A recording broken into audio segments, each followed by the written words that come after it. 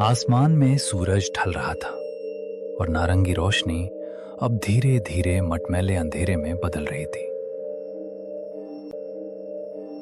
एक पुरानी जीप हिचकोले खाते हुए आगे बढ़ रही थी। राघव ड्राइविंग सीट पर था, एक हाथ स्टीयरिंग पर और दूसरा अपने कीमती कैनन कैमरे पर, जो बगल वाली सीट पर रखा था। उसके चेहरे पर एक अजीब सी चमक थी, एक शिकारी की चमक। वहीं बगल में बैठा समीर सीट बेल्ट को इतनी जोर से पकड़े हुए था जैसे कि वो उसे बचा लेगी। समीर, यार ये चेहरा सीधा कर। तू ऐसे बैठा है जैसे हम फांसी के फंदे की तरफ जा रहे हैं, जबकि हम सिर्फ एक मास्टरपीस शूट करने जा रहे हैं। मास्टरपीस? भाई, इसे लोग मौत का कुआं कहते हैं। तूने सुना नहीं गांव वालों ने क्या कहा?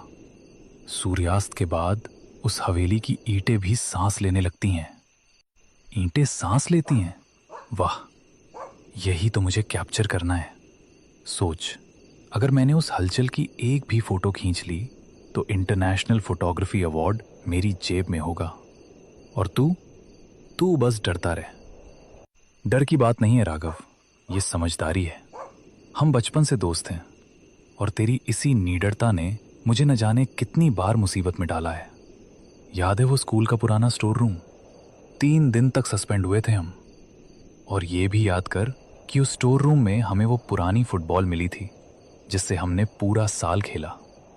देख समीर, तू हमेशा से फट्टू रहा है, पर तू मेरा लकी चार्म भी है। तेरे बिना मेरी एडवेंचर ट्रिप अधूरी रहती है। दोनों की दोस्ती स्कूल के दिनों से थी। राघव हमेशा से साहसी था, जिसे खतरों से खेलने में मजा आता था, जबकि समीर एक सीधा साधा लड़का था जो किताबों और सुकून वाली जिंदगी को पसंद करता था। इस सफर पर आने की वजह भी राघव की जिद ही थी। राघव को एक नामी मैगजीन के लिए भारत की सबसे डरावनी जगह विषय पर फोटो सीरीज तैयार करनी थी। उसने समीर को यह कहकर मनाया था कि शहर की भीड़भाड़ से दूर एक छोटा सा रोड ट्रिप हो जाएगा, लेकिन समीर को क्या पता था कि राघव उसे शहर की सबसे बदनाम और शापित हवेली के गेट पर ले आएगा।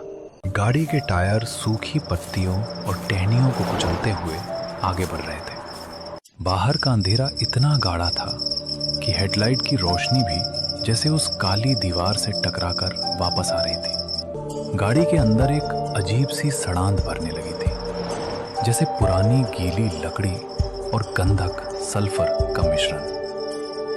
राघव स्टीयरिंग थामे हुए था, लेकिन उसके माथे पर पसीने की बूंदें चमक रही थीं। गाड़ी का बोनट खुला हुआ था और उससे निकलता सफेद धुआं हवा में भूतिया आकृतियां बना रहा था। राघव बाहर खड़ा था, लेकिन उसे ऐसा महसूस हो रहा था जैसे हवा का तापमान अचानक कई डिग्री गिर गया हो। जंगल की गंध बदल चुकी थी।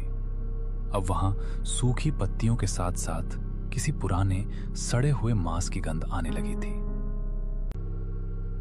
समीर, बाहर आ यार, अकेले बोनट नहीं संभल रहा। टॉर्च पकड़, मुझे वायर चेक करने हैं। भाई, मैं अंदर से टॉर्च दिखा रहा हूं ना। बाहर बहुत अजीब लग रहा है। अबे फट्टू, बाहर आएगा तो ही तो कुछ दिखेगा। जल्दी आ। समीर कांपते हुए पैर बाहर रखता है। जैसे ही उसके जूते जमीन पर पड़े, उसे लगा जैसे जमीन के नीचे से कोई हलचल हुई हो। उसने अपनी टॉर्च चारों तरफ घुमाई। राघव, वो देख, झाड़ियों के पीछे 2 पीली आंखें, वो हमें घूर रही हैं। कहां? कुछ नहीं है वहां, जंगली बिल्ली होगी या कोई सियार। तू बस इंजन पर रोशनी रख। अरे यार, इस नई टॉर्च को क्या हुआ? बैटरी अभी बदली थी, लगता है वोल्टेज का कुछ इशू है।